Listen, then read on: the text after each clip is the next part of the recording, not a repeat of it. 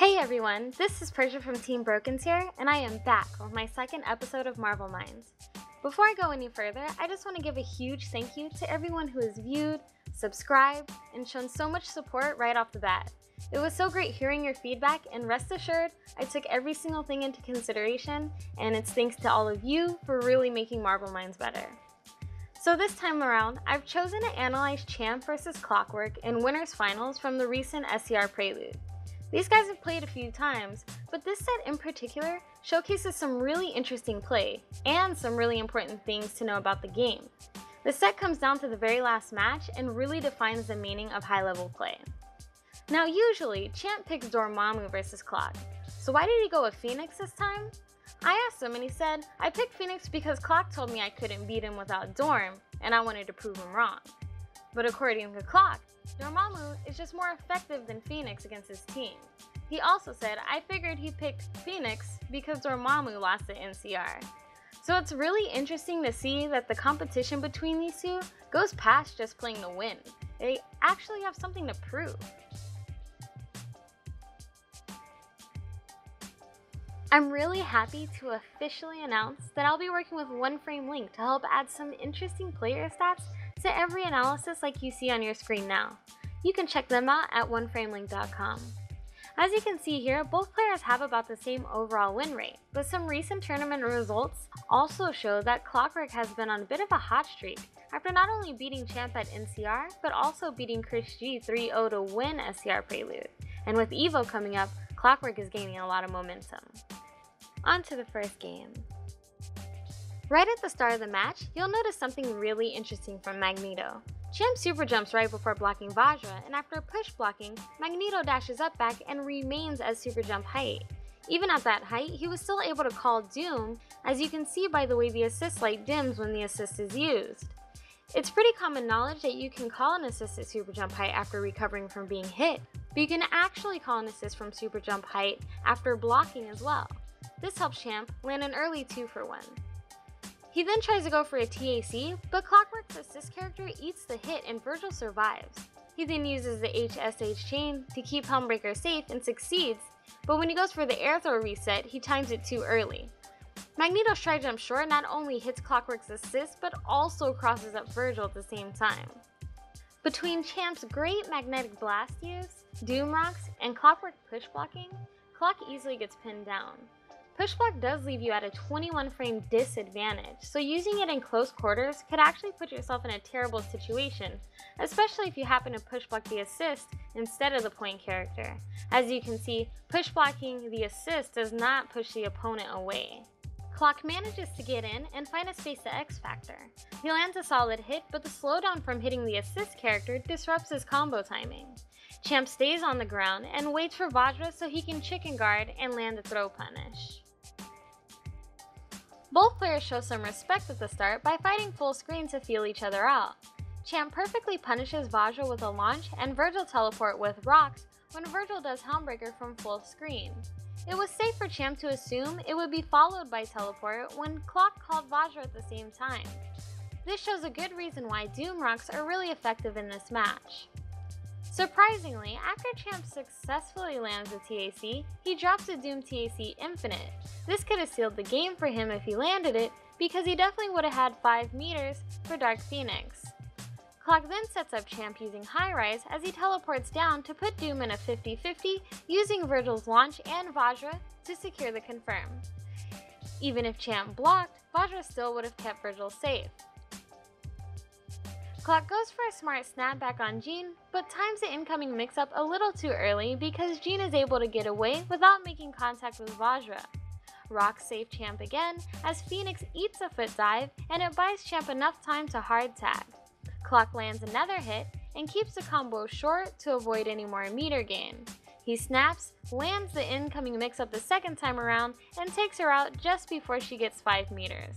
Clock continues to dominate with his ambiguous incomings as he takes out Magneto by making Virgil assist cross up.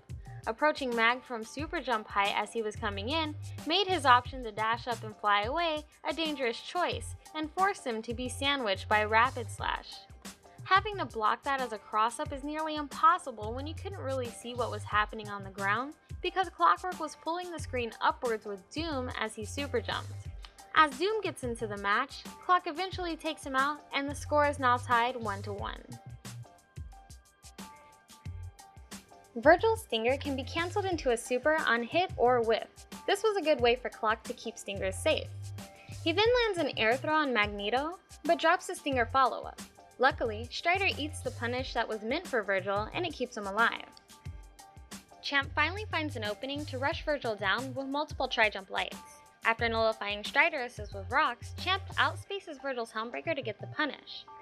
Champ spends a meter to kill, but he has enough life for this to be a non-issue.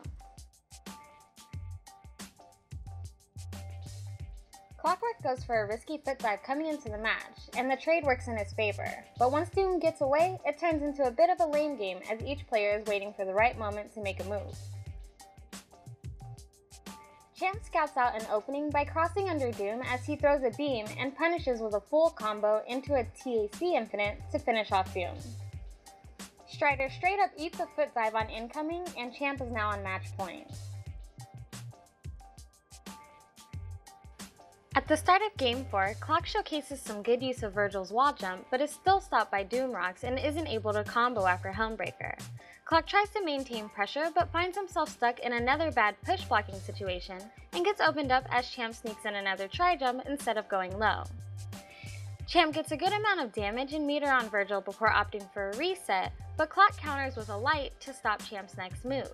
Here's where you'll see Champ showing just how fast Magneto can be by dashing down to the ground, landing behind Virgil, and snapping in Doom. Doom survives the incoming mix-up and Champ dodges the launch just in time. But neither player is trying to overcommit, and once they've gained some space, both players are back to playing keep away. Once again, Champ finds a golden opportunity to hit Doom as he gradually gets within range. Magnetic Blast leaves Champ with all the time in the world to confirm into a combo.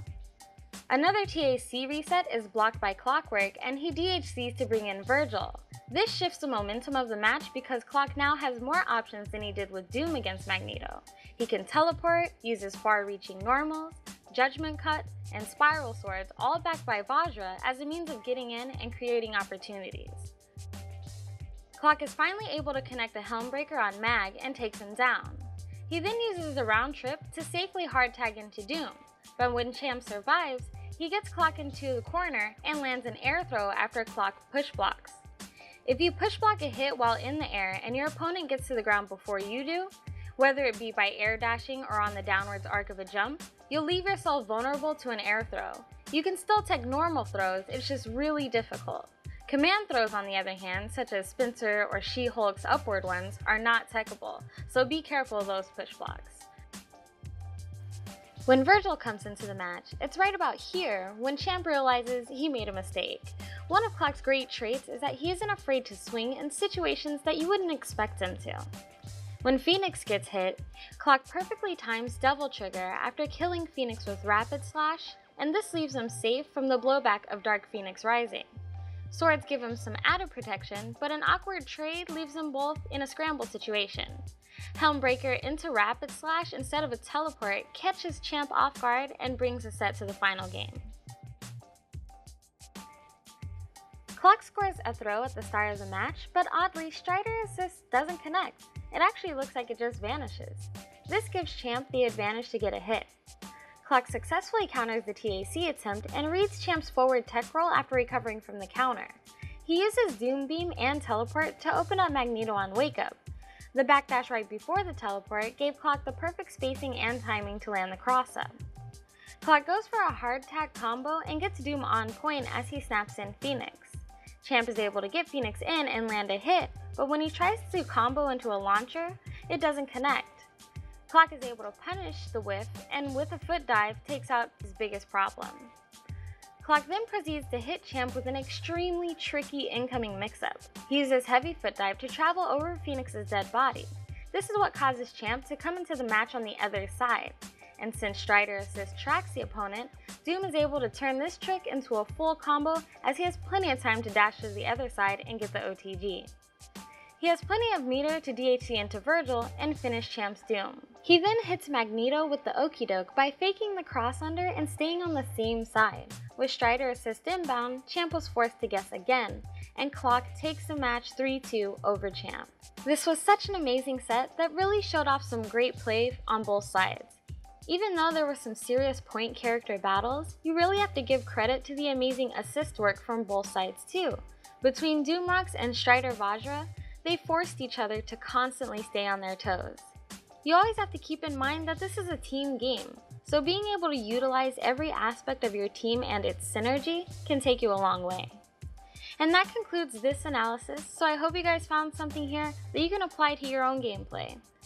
I want to give a quick shout out to East Coast Throwdown because I will be attending, so if you can't go, be sure to watch the stream this weekend, and if you see an interesting match, leave a comment and I might choose that to analyze next. Also, thank you for bearing with me with all my audio issues. I have been recording all of my voiceovers with my phone, but by the next video I should have a mic and hopefully it'll make everything sound way better. And of course, if you want to view the full video, please head over to the Level Up Series channel and check it out. Peace guys!